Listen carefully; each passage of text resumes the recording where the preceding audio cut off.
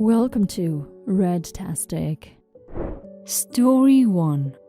This just happened maybe 5 minutes ago, and I'm scrambling, trying to figure out what to do before the police are called.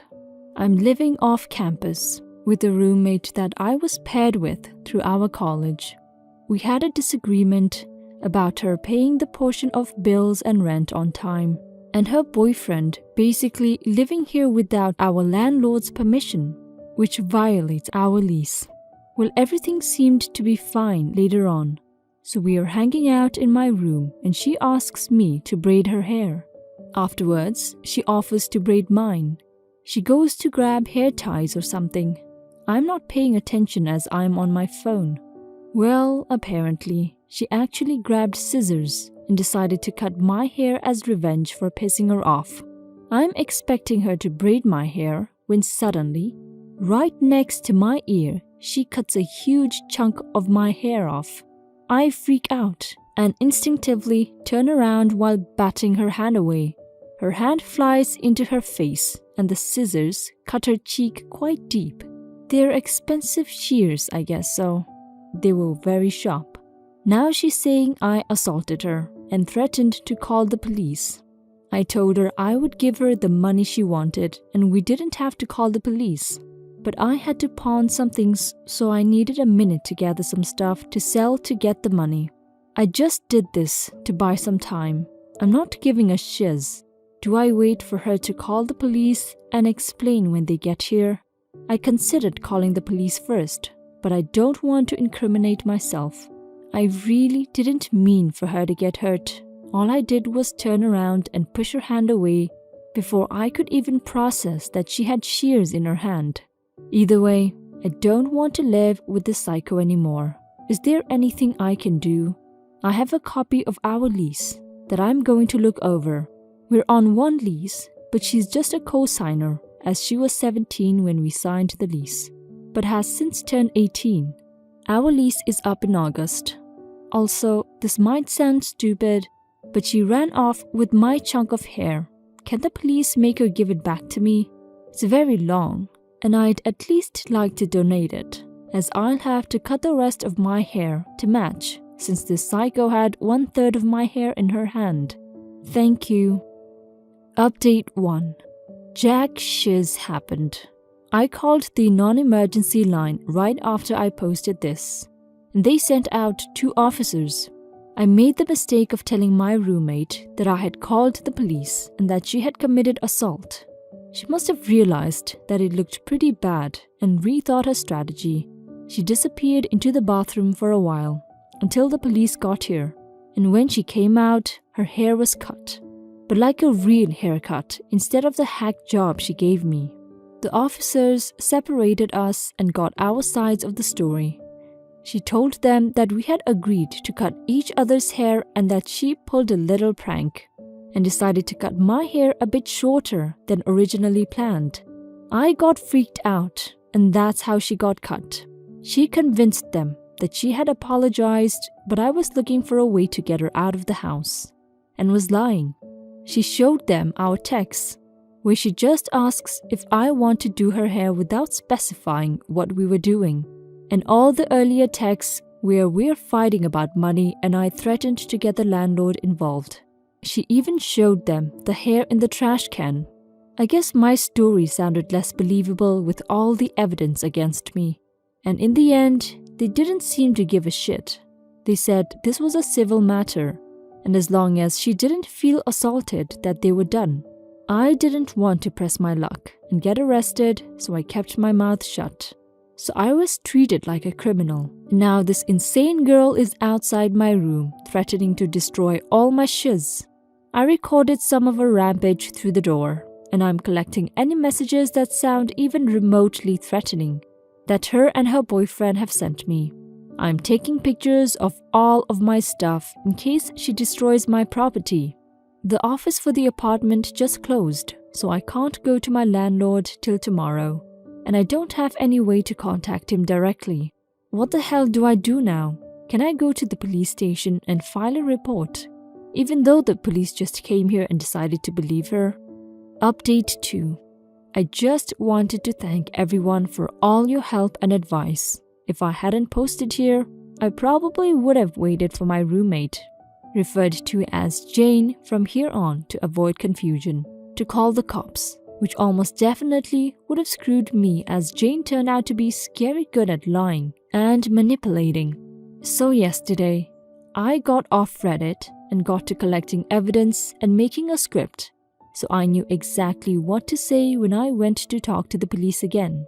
My neighbor that we share a wall with came over after hearing Jane flipping out, and I explained everything.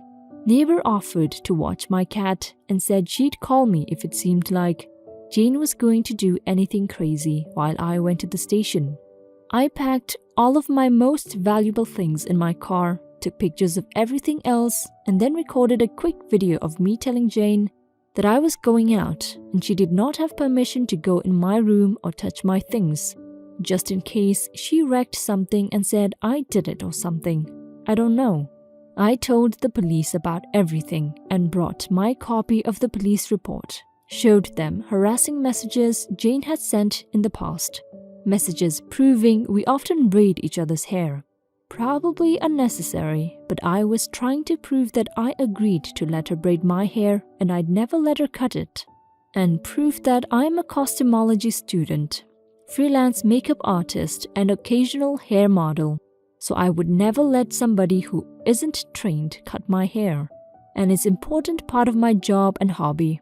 The officers I spoke to this time surprisingly took me seriously, but before I could even finish talking to them, my neighbor texts me a video of Jane tossing my open train case onto the corner and stomping on some of my very expensive makeup as it falls out.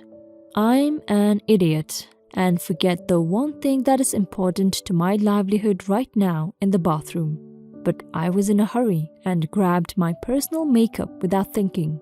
Details aside, crazy bitch tossed out thousands of dollars worth of my property.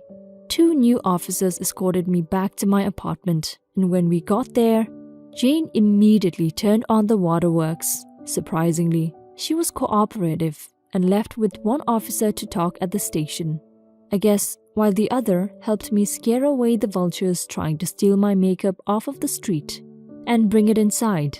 I noticed my prescribed Wellbutrin and Xanax bottles were missing from the bathroom. I know, stupid place to keep them. But who the hell steals Wellbutrin? And the officer said they would question her. So I didn't hear anything after that. But this morning I looked at the public records for my country and saw Jane's mugshot with charges for assault with a deadly weapon and malicious mischief. I guess she had been booked late last night, but I checked Facebook a bit ago and Jane had posted a truly classic selfie, middle finger and all. So does that mean she's posted bail? Anyways, I brought all this info and the police reports to my landlord this morning, and he pretty much told me, tough shit. He said that I still need to have the full rent payment and that if Jane wouldn't willingly move out, he couldn't evict her without evicting me too, since we're on one lease. Do I just need to pay for everything and then sue her in small claims court? What do I do about all my damaged cosmetics? The police are aware of Jane damaging my stuff, but I haven't heard anything back. I'm totally lost as to what happens now. Will this go to court and will I need to attend? Are the police going to get back to me as to what I need to do next? They took my statement, but that's it. The good news is that she isn't allowed on campus at the college we both go to until this is settled. And if she returns, I'll transfer to another campus nearby. Also, she hasn't attempted to come back to the apartment, and if she does, I have a friend here with me. My landlord said I have to let Jane in if she returns though, even if I get a protective order. That sounds like bullshit, and I have an appointment on Monday to talk to a lawyer who will hopefully help me figure out what to do next. I'd like for it to be sooner, but it's free legal consultation through my college, so I guess they're busy. Anyways, sorry to ramble. I'm just not sure what to expect until I can speak with a lawyer. Edit. I do have renter's insurance, but I thought it only covered damage to the apartment. but I called and they cover personal property, theft and damage. So it looks like my stuff will be covered. Final update. Well, this isn't a very interesting update, but I figured you guys would like to know that justice was sort of served. I just wanted to thank everyone for all the responses on my first 2 posts. It helped me a lot, especially to the people who advised me to be proactive and persistent in contacting the police, and to the person who mentioned renter's insurance, which I didn't even realize I had. Thanks, Dad. So everything happened much quicker than I anticipated, and it's all pretty much settled. Also, I'm not sure how much detail I should give since this all just happened, but Jane took a plea bargain, not sure if this is the correct terminology, and pled guilty to misdemeanor assault and destruction of property. I am a bit upset that she pretty much got a slap on the wrist with the sentence and fine she received. But I suppose it's worth it because she cooperated in breaking our lease. I filed for a restraining order against her and filed a claim with my insurance company for my damaged and stolen makeup, which was thankfully covered by my renter's insurance. Jane's parents moved all of her stuff out of the apartment yesterday and gave me a little money to cover her portion of the rent that she owes me. It wasn't nearly enough, but they seem like surprisingly nice people, and I feel bad that they have to deal with such a nutcase of a daughter. I found a new roommate and we're signing a new lease this week. So, aside from being flat broke right now and getting an unwanted haircut, everything turned out alright. Wow, roommate sounds unhinged. She sounds like a ticking time bomb that would have gone over the edge at some point. So better now than later. This situation could have gone so terribly wrong for OP, to be honest, considering there was a physical injury on the roommate, and it feels like a miracle that OP managed to escape. Also, I feel sorry for the roommate's parents. They sound like good people. Too bad they got to deal with their daughter's shiz.